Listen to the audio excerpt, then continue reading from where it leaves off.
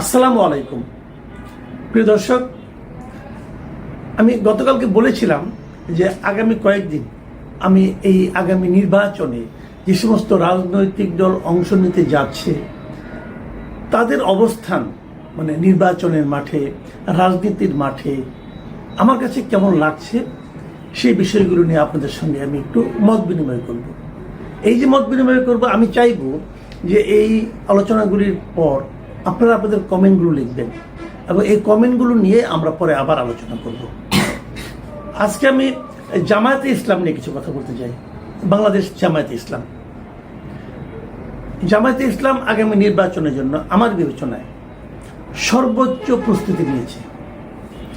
যে কয়টা রাজনৈতিক দল আসন্ন নির্বাচনকে সিরিয়াসলি নিয়েছে, যে কয়টা রাজনৈতিক দল 2024 অগাস্টে হয়ে যাওয়া গণ অভ্যুত্থানকে একটা তাদের রাজনীতির ক্ষেত্রে একটা বড় প্রাপ্তি হিসেবে বিবেচনা করে সেই প্রাপ্তিকে কাজে লাগানোর জন্য মানে খুবই সিরিয়াসলি কাজ করছে, তার মধ্যে আমি মনে করব যে জামায়াতে ইসলাম একেবারে শীর্ষস্থানে আছে এবং তারা নির্বাচনের জন্য এখনই কেবল বলবো না, আমি আরো আগে থেকেই বেশ বড় ধরনের একটা প্রস্তুতি নিচ্ছে।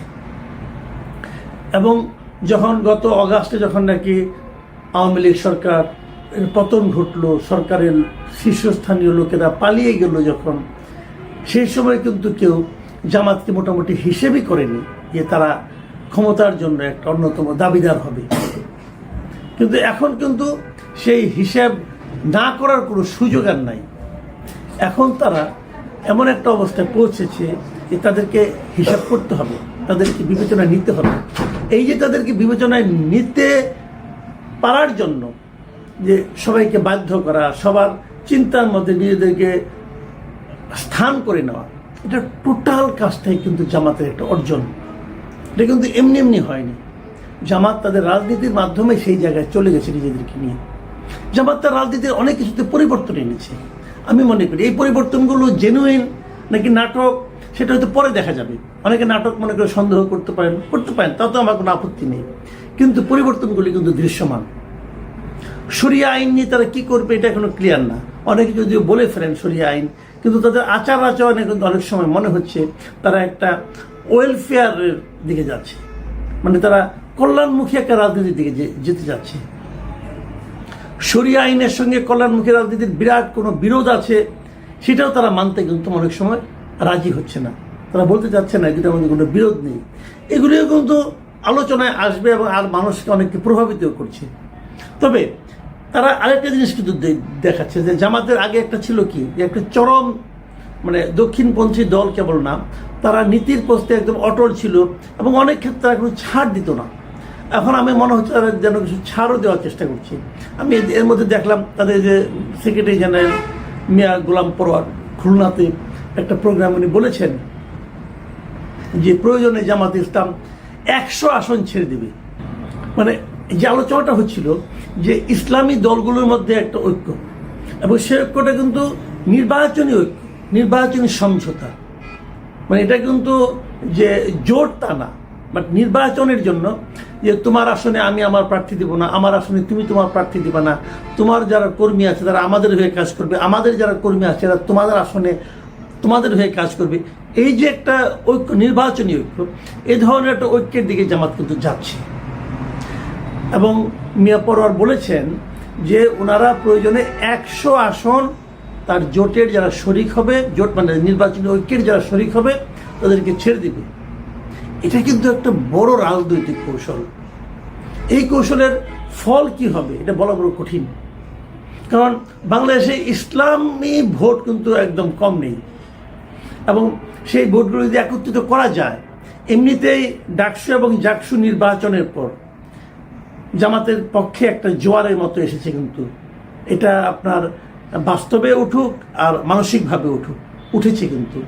আবার বিভিন্ন প্রত্যন্ত অঞ্চলেও তাদের পক্ষে কিছু কিন্তু তারা কিছু কল্যাণমূলক কাজ করছে, এবং তারা নানা রকম চাঁদাবাজি, দখলবাজির বিরুদ্ধেও কিন্তু তারা ইতিবাচক ভূমিকা রাখছে। অনেকে বলছেন তারা আওয়ামী লীগকে প্রশ্রয় দিচ্ছে, যদি দিয়েও থাকে সেটাও কিন্তু আলটিমেটলি তাদের পক্ষেই যাচ্ছে।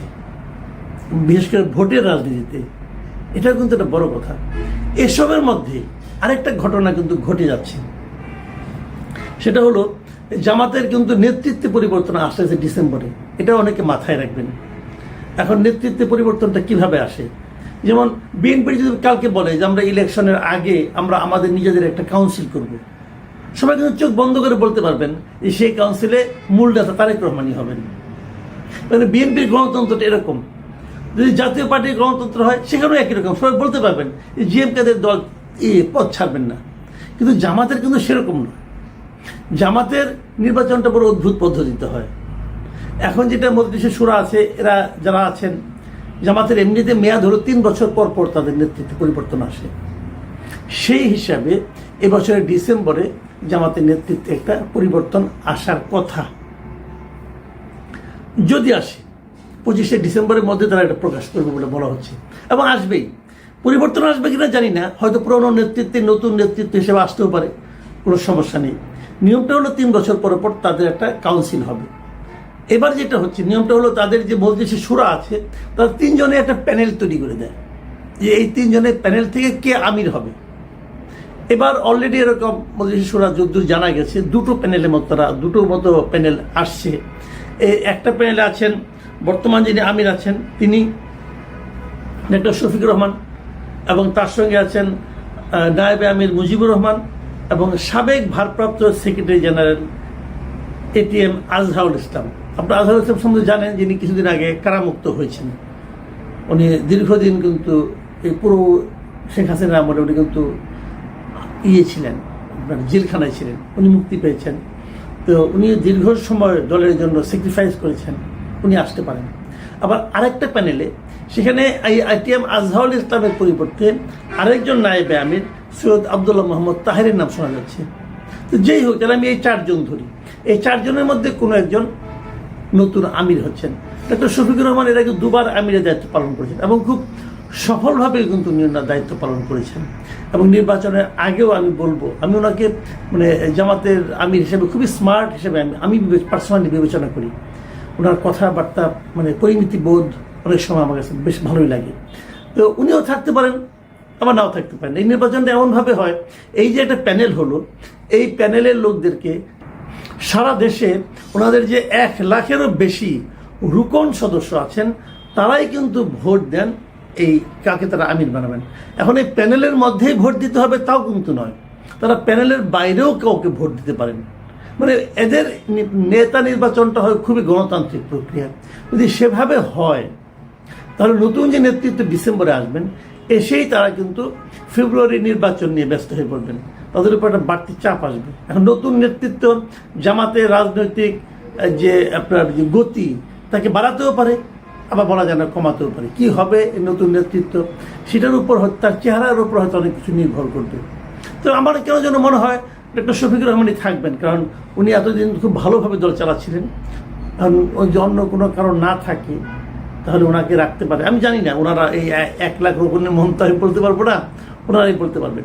তবে যেটাই হোক এটাই হবে এই নির্বাচনের জামাতের যে ফলাফল কি হবে না হবে সেটাকে এগিয়ে নেওয়া। আমি যে কথাটা বলে শেষ করব, আমি মনে করি যে জামাতে ইসলামের সৃষ্টির পর থেকে, তার জন্মের পর থেকে, সে পাকিস্তান আমল থেকে ধরি অথবা ব্রিটিশ আমল থেকে ধরি, জন্মের পর থেকে কোনো জাতীয় নির্বাচনে ভালো ফল করার যে বাস্তবতা, সেই বাস্তবতা এবার যে বাস্তবতা তৈরি হয়েছে, এতটা অনুকূল পরিবেশ জামাতে ইসলামী কখনো পায়নি।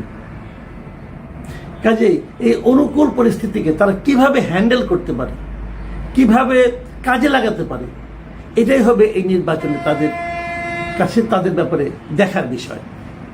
আর আমার আরেকটা ব্যাপার যেটা আমি জামাতে ইসলামের নেতৃবৃন্দকে বলবো, যে আপনারা যে কাজগুলি করছেন সেই কাজগুলিকে আরও একটু আপনাদেরকে ট্রান্সপারেন্টলি করতে হবে। কয়েকটা পয়েন্ট আমি বলি, যেমন আমি নিজে জামাত সম্পর্কে যে সমস্ত দ্বিধা আমার আছে সেগুলো আমি বলি। আপনারা শরিয়া আইন চান কি চান না, বিষয়টা ক্লিয়ার করতে হবে। কোনটা করলে ভালো কোনটা করলে মন্দ সেটা আমি জানি না, আমি এটা বলবো না, আপনারা ঠিক করবেন। আমার জানার দরকার তারা আপনারা চান কি চান না। এটাকে রাজনৈতিক কৌশল হিসেবে যদি রাখেন যে আমি এটা বলবো না, পরে যা আমার মনে আছে সেটাই করব, এটা কিন্তু মানুষ খুব দ্রুতই আপনাদেরকে কিন্তু এটা নিয়ে ভুল বুঝবে। দ্বিতীয় কথা, 71 ব্যাপারে আপনাদের অবস্থানটা কি সেটাও আপনাদেরকে ক্লিয়ার করতে হবে। যদি আপনারা ক্লিয়ার করতে পারেন, আমি মনে করি এটা আপনাদের জন্য খুবই ইতিবাচক একটা ফল নিয়ে আসবে। 3 নম্বর, আপনারা যে আন্দোলনটা করছেন, বিক্ষোভে যাচ্ছেন, বিক্ষোভে আপনারা আপনাদের 5 দফা দাবি নিয়ে যাচ্ছেন, তার মধ্যে জুলাই সনদ বাস্তবায়ন আছে, পিআর পদ্ধতি আছে। আমি পিআর পদ্ধতি নিয়ে কথা বলি। পিআর পদ্ধতিতে আপনারা কি চান, কিভাবে চান? পিআর পদ্ধতি নিয়ে যতগুলি প্রশ্ন আছে, যেমন আমি একটা প্রশ্ন আপনাদের এখনই করি, যেমন এই যদি পিআর পদ্ধতি করেন তাহলে স্বতন্ত্র প্রার্থীদের ক্ষেত্রে আপনি কি করবেন? এই প্রশ্নের উত্তর আমি কারো কাছে পাইনি। যারা পিআর পদ্ধতি নিয়ে আলোপ করেন তারা কেউ বলেননি। এরকম বিষয়গুলো, সবগুলি বিষয়, খুঁটিনাটি বিষয়গুলো নিয়ে আপনাদের ক্লিয়ার করতে হবে। প্রয়োজনে এগুলো নিয়ে একটা বুকলেট করেন, মানুষের মধ্যে এটা ছড়িয়ে দেন যে আপনি পিআর পদ্ধতি আসলে কি, এর ডিসঅ্যাডভান্টেজটা কী ছিল, অ্যাডভান্টেজটা কী ছিল, আমাদের প্রচলিত পদ্ধতিতে সমস্যা কোথায়, সুবিধা কোথায়, এই সবগুলি দেখিয়ে তারপর আপনারা কাজ করেন। এগুলো যদি আপনারা করতে পারেন, আমি মনে করি আপনাদের ব্যাপারে জনগণের সিদ্ধান্ত নেওয়ার ক্ষেত্রে সুবিধা হবে। প্রিয় দর্শক, জামাত নিয়ে যা আলাপ করলাম, এরপরে আমি অন্য দল নিয়ে হয়তো কথা বলবো 2-1 দিন পরে। আপনারা ভালো থাকবেন। এখন এ পর্যন্তই। আল্লাহ হাফিজ।